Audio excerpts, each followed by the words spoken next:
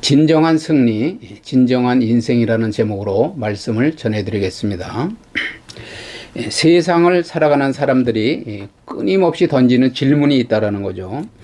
어떻게 살아야 안전하고 행복한가라는 질문이라는 거예요. 때로는 부유함이, 그죠? 때로는 권력이 그 답인 것처럼 보이기도 한다라는 거죠. 사람이 어떤 권세를 누리거나 또 큰 부를 누리고 있으면 저 사람은 행복한가, 그죠? 저 사람은 잘 사는 건가, 이렇게 의문을 갖기도 한다라는 거죠. 하지만 오늘 본문인 시편 112편은 우리에게 전혀 다른 차원의 행복을 제시하고 있다라는 거죠. 하나님이 어떤 가정에 어떤 복을 약속하셨는지를 보여주는 소망의 말씀이라는 거예요. 첫 번째는 뭐냐? 복 받는 가정의 비결은 무엇이냐? 그것은 1절에 나와 있는 대로 할렐루야 여호와를 경외하며 그 계명을 크게 즐거워하는 자는 복이 있도다, 이렇게 말씀하고 있잖아요.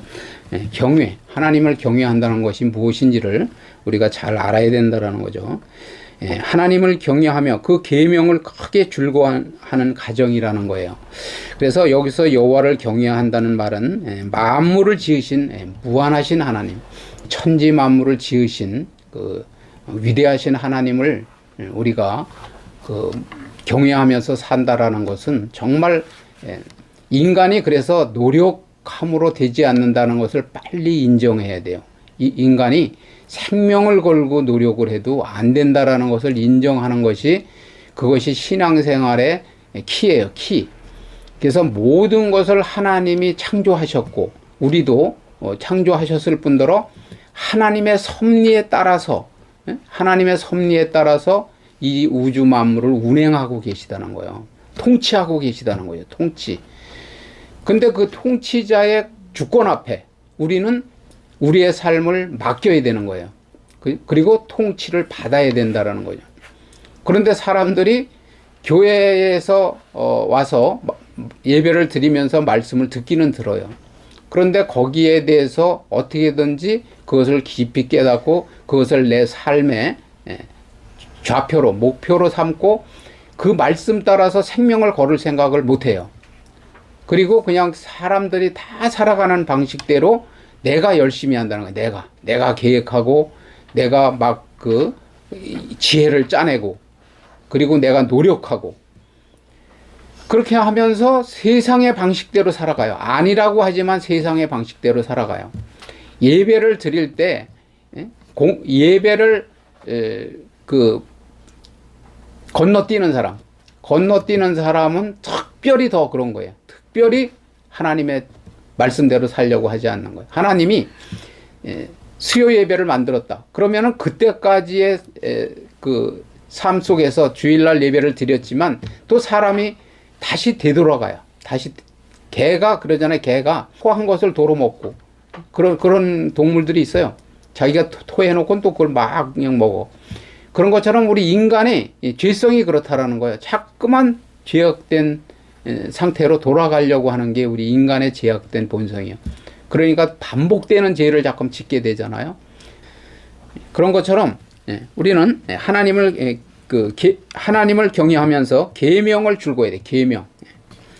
여기서 여호와를 경외한다는 말은 만물을 지으신 무한하신 창조주 하나님 앞에 인간이 얼마나 유한한 존재인가. 그죠? 하나님은 능력이 한이 없으신 분이에요. 그죠? 전능하신 하나님이요. 무한하신 분. 인간의 머리로 상상할 수 없을 그러한 능력이 있으신 분이고 전능하신 분이란 말이에요.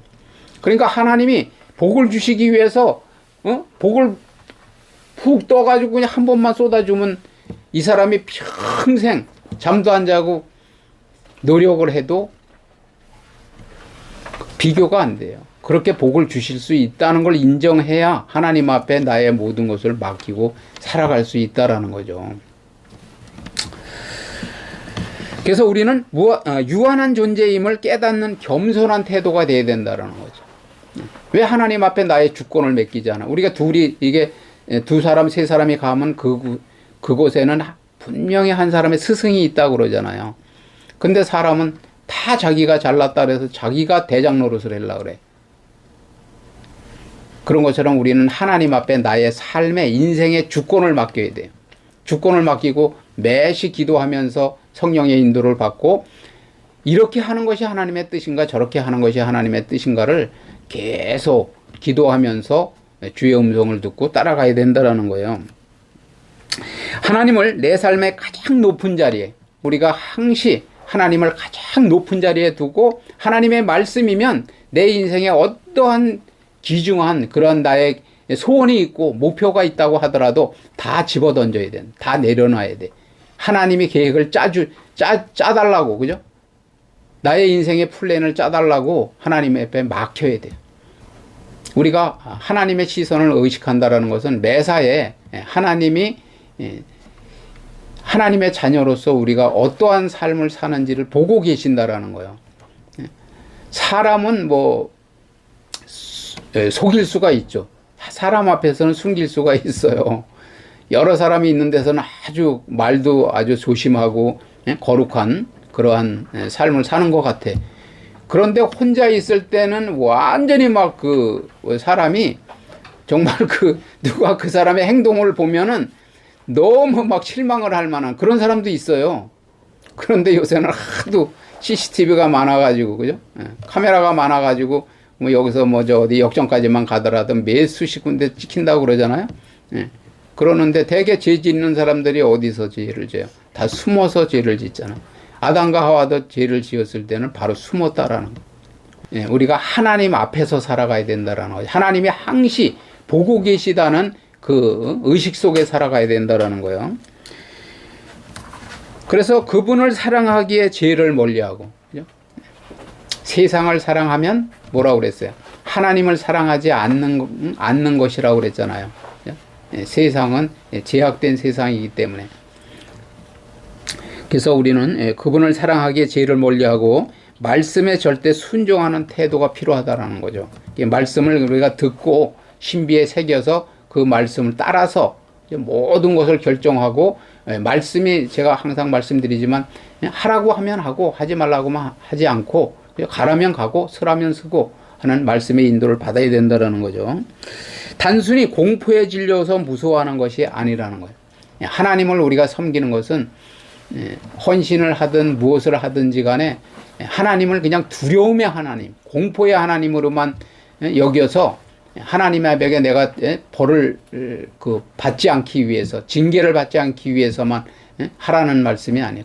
그것을 하나님을 경외한다고 하지 않는다라는 거예요. 우리는 하나님을 거룩하신, 하나님의 거룩하심이 있잖아요. 하나님은 거룩하신, 죄를 멀리하고, 그죠? 그렇기 때문에 우리가 죄를 멀리하고 하나님의 거룩하심과 위대하심을 인정해 드리는 존경심, 하나님을 존경하는 그런 마음으로 하나님을 경외하는 거라는 거죠. 그래서 존경심을 뜻하며 결국은 하나님의 시선과 주권, 그죠? 다시 말씀드리지만 하나님의 시선을 의식하고 그리고 하나님의 주권을 인정해야 돼요. 주권. 모든 것은 하나님이 복을 주시면 복을 받을 수 있는 거고, 하나님이 복 받지 못하도록 하면 복을 못 받는 거예요. 높이고 낮추는 건 하나님의 손에 달렸다는 거예요. 죽이고 살리는 것도 하나님의 손에 달렸다는 거예요. 천하고 귀하게 하는 것도 하나님이 하시는 거라는 거죠. 하나님의 주권 안에 있다라는 거예요. 우리가 그걸 인정해야 돼. 못 배웠다고 그 사람이 존경을 못 받는 게 아니에요. 세상 공부를 못했다고 하나님 앞에 쓰임 받지 못하는 게 아니라는 거예요. 하나님이 들어 쓰시려고 하면 성경 말씀에도 있잖아요. 약한 자를 들어서 강한 자를 부끄럽게 하신다고. 그래야 하나님이 하신 거죠. 사람이 잘나서 한 것은 자기가 많이 배우고 자기가 잘나서 한 거지만은 정말 그럴 수 없는, 능력이 없는 그런 어떤 배경이 없는 사람을 하나님이 들어 쓰셔서 하나님의 신비의 말씀을 다 깨닫게 하시고 그 말씀을 통해서 사람을 살리는 역할을 하실 때는 하나님이 영광을 받으시는 거예요. 그래서 우리는 하나님의 주권과 또 하나님의 영광을 위한 삶을 살아야 된다는 거예요. 항상. 매일 말씀드리는 거지만 우리가 살든지 죽든지 주의 영광을 위하여 살아요. 내가 하는 삶이, 내가 살아가는 삶이 하나님께 영광이 되는지, 하나님의 영광을 가리는지 그걸 해야 돼. 그걸 생각해야 돼. 그러면 하나님께서 우리에게 복을 주시는 거예요. 영적인 육적인 복이 임하는 거라고.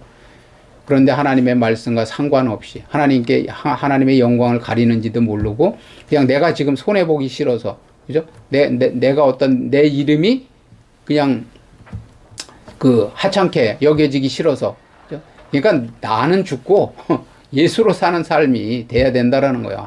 하나님의 영광을 위한 삶을 살게 되면 하나님이 당연히 때가 되면 겸손하기 때문에 높여주시고, 그죠? 그리고 인생을 그 길을 열어주신다라는 거죠.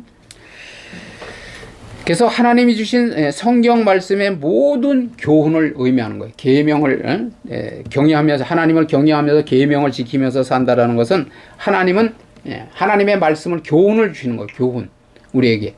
그래서 하나님의 말씀을 잘 알면 저런 교훈을 따라서 우리가 똑같은 실수를 반복하지 않아야 되겠구나. 제가 항상 말씀드리지만 하지 말아야 될 고생을 30년을 하고 이제 얼마 있다가 죽을 날이 다가와 가지고 아무리 이제는 후회한들 늦은 거죠. 그래서 주님 앞에 서서는 이럴 걸 저럴 걸, 그렇게 했을 걸, 그때 좀 사랑할 걸, 그때 용서할 걸, 그때 좀 더 하나님의 말씀을 듣고 말씀대로 살았으면 좋았을 걸, 그러면 안 된다라는 거예요. 여기 디모데후서 3장 16절 17절 아주 중요한 말씀이에요. 특별히 어린 심령들에게도 아주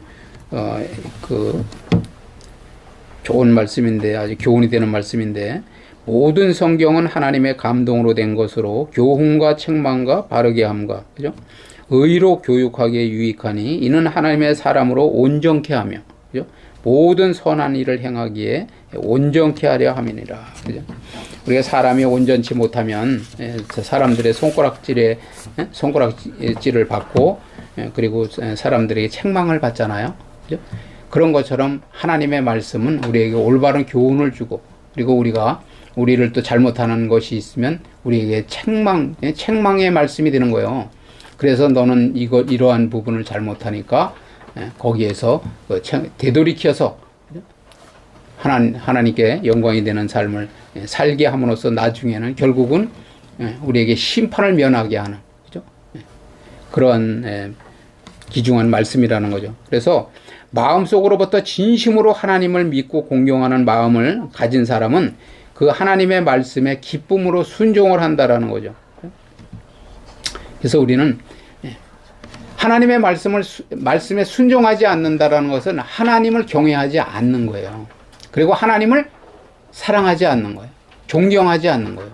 그걸 깨달아야 된다라는 거죠. 그래서 여기 보면 믿음과 순종은 둘이 아니라는 거예요. 믿음이 순종을 하지 않는 이유는 믿음이 없다라는 거죠. 믿음이 있으면 순종을 하게 돼 있어요. 말이 필요 없다라는 거예요. 말이 꼭 그걸 뭐 이렇게 해라 저렇게 해라 하는 게 아니라 성경 말씀에서, 그죠? 그래서 일꾼 중에 상위 일꾼은 알아서 하는 거예요. 알아서 누가 막 이렇게 해라 저렇게 명령을 하기 전에 내가 스스로 깨우치고 알아서 하는 거예요. 자녀들도 그러잖아요. 부모가 도와달라고 안 했는데도 알아서 이때 내가 엄마가 힘들어하니까 도와드려야 되겠다. 아빠를 도와드려야 되겠다. 그런 거예요. 교회 일도 마찬가지죠. 교회를 세워나가려면 자원하는 일꾼이 있어야 된다는 거죠. 성경 말씀에 그렇게 여러 가지 종에 대한 비유를 하잖아요. 어떤 종이 착하고 선한 종인가. 종의 비유를 하잖아요. 큰아들처럼 간다고 말로 대답은 해놓고 안 가고, 그리고 작은 아들은 안 간다고 그랬지만 생각해보니까 뉘우침이 온 거예요. 그래서 다시 안 간다고 대답은 했지만 오히려 가서 했다라는 거죠. 명령을 따랐다는 거예요. 그럼 누가 잘한 거냐 이거죠. 말만 대답해놓고 안 간 사람이 잘한 거냐? 아니면 그때 당시에는 나한테 좀 어려울 것 같으니까 안 간다고 대답은 해놓고 나중에 자원해서 간 그 둘째 아들이 잘한 거냐? 그렇게 지금 말씀을 하고 있잖아요. 그래서 우리가 지식으로 분명히 알아야 돼요. 하나님을 먼저 지식으로 알아야 돼요. 말씀을 자꾸 듣는 것은 믿음은 들음에서 나기 때문에, 복음의 말씀을 들음에서 나기 때문에 우리가 분명히 들어야 돼. 들어야 되는데 듣고 그것이 내가 양식을 먹고 소화가 안 되면 내 몸에서 소화가 안 되면 그것이 나의 유익이 안 돼요. 그래서 경험적으로 알아야 된다. 경험적으로 아는 건 뭐예요? 결국은 순종해 봐야 된다는 거죠. 믿음으로 지켜봐야 된다는 거예요. 네? 말씀을 행해 봐야 돼. 그래서 당장은 손해가 나는 것 같은데 말씀 따라서 내가 그냥 결단을 하고, 뭐 성경에 많은 인물들을 얘기하잖아요. 아브라함도 드리라고 그럴 때, 이삭을 드리라고 그럴 때, 그죠? 그 어렵게 얻은 아들을 갖다가, 100세에 얻은 아들을 갖다가 드리라고 그래서 드리니까 하나님이 이제야 내가 하나님을 경외하는지 나를 경외하는지를 알았노라, 이렇게 말씀하잖아요. 그러니까 행해 봐야 된다. 믿음 생활은 많이 아는 것 중요하지만 아는 거로 끝나는 게 아니라 모든 것, 그죠? 행동, 모든 것을 행해야 된다는 거예요. 행해야 돼. 행함으로써 결국은 열매로, 결과로 나타나는 거죠. 지혜로운 성도는 결국은 하나님의 말씀대로 내가 지키는 거예요. 말씀을 행하는 거라고, 살아내는 거예요. 힘이 들어도 살아내는 일꾼이 하나님의 축복을 경험할 수 있는 거예요. 자, 두 번째는 하나님은 어떤 복을 약속하셨냐는 거죠. 그러면 하나님을 경외하는 자에게 어떤 복을 약속하셨냐. 그 후손이 땅에서 강성하며 정직자의 후대가 복이 있으리로다. 그 후손이 땅에서 강성해지는 복이 있는데, 하나님은 이스라엘 백성에게 10가지 계명을 주시면서 이렇게 약속하셨다는 거죠. 이 아주 중요한 말씀이에요. 나를 사랑하고, 그죠? 내 계명을 지키는 자에게는 1000대까지 은혜를 베푸시느니라. 우리는 1000대 복을 받아요. 1000대.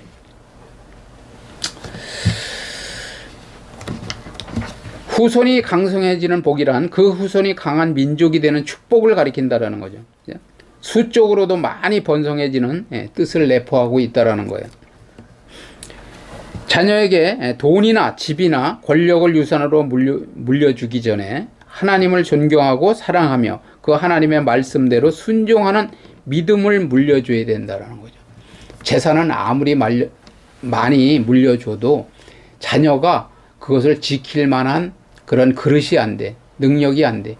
그러면은 그냥 아버지, 할아버지 때에서 3대 걸쳐서 모은 재산이라 하더라도 결국은 그냥 그 3, 4대에 걸쳐서 간신히 모은 그 엄청난 재산을 그냥 그 자녀가 한대, 자기 당대에 그냥 몇십 년 만에 다 그 낭비, 그 쏟아버려요. 다 이제 없애버린다고.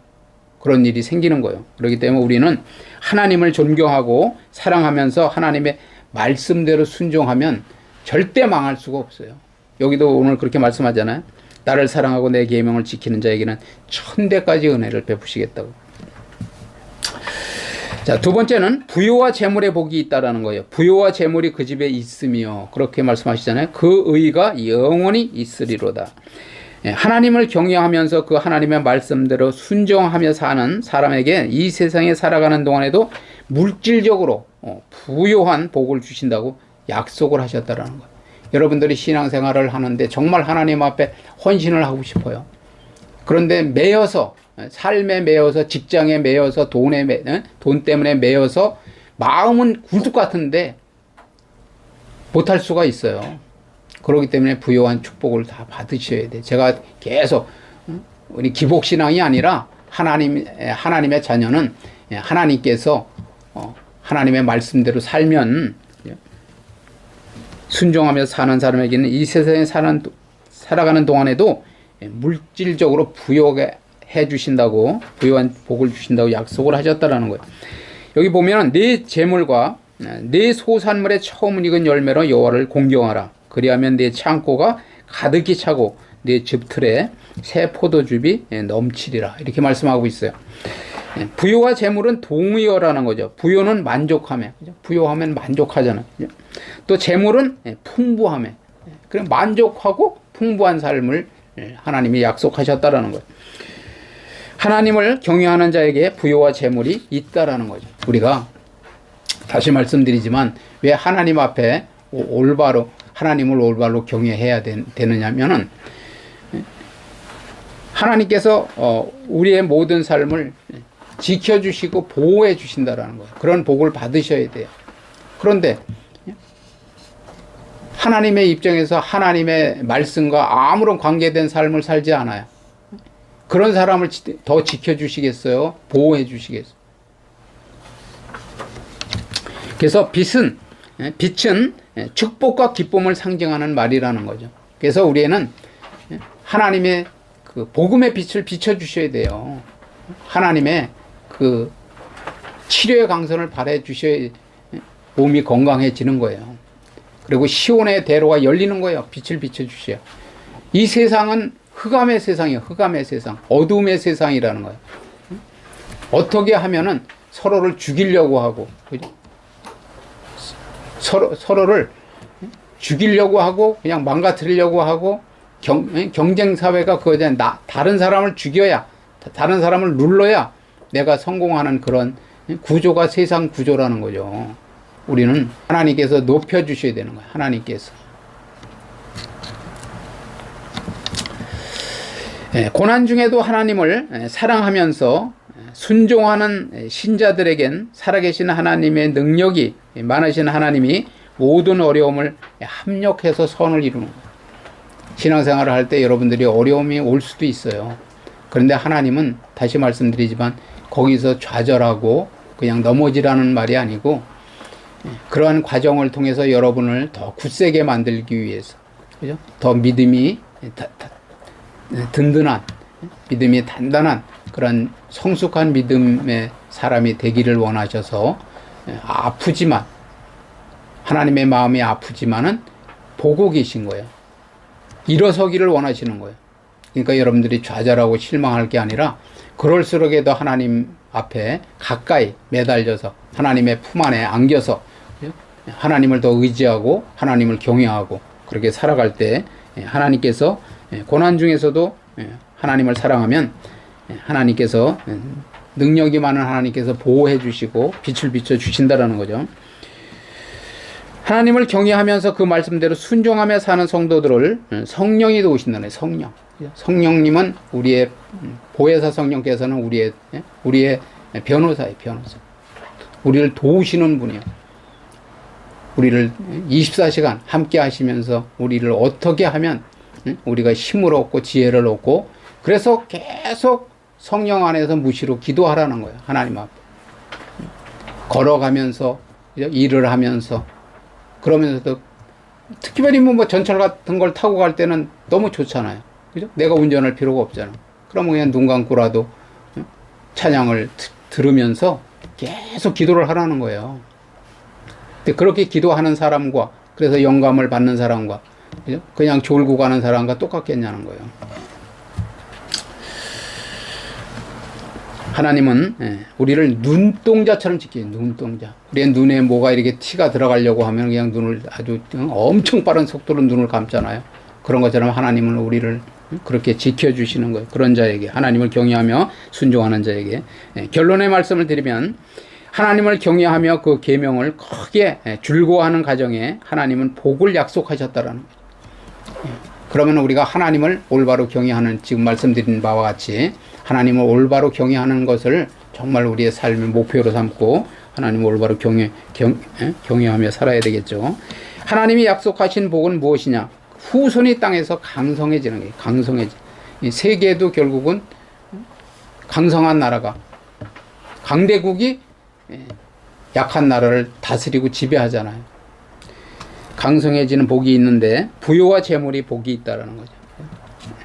그래서 만족함이 있고 그리고 물질적으로 풍성한 복이 있다라는 거예요. 흑암 중에 빛이 일어나는 복이 있다는 거예요. 이런 복들을 풍족히 받아 누리고 이웃에게 베푸는 저와 여러분 되시기를 주님의 이름으로 축원을 드립니다.